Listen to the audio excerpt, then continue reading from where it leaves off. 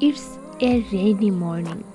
A misty sky whispers to the earth, and a girl walks alone through the tea garden, barefoot, soft mud kissing her feet.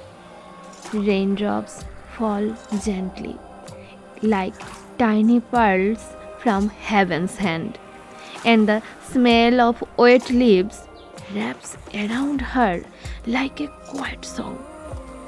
Under the Krishnachura tree, red petals rest on the ground. She bends down, smiles, and tucks a fallen flower into her hair.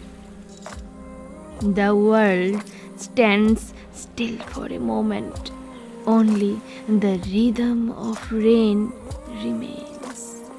And she begins to dance, not for the world, but for her soul.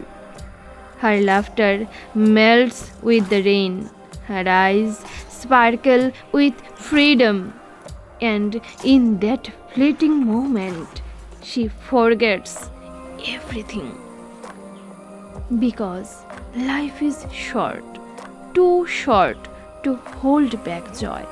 So dance when it rains, smile when your heart aches, and live each drop of life like a rain soaked dream.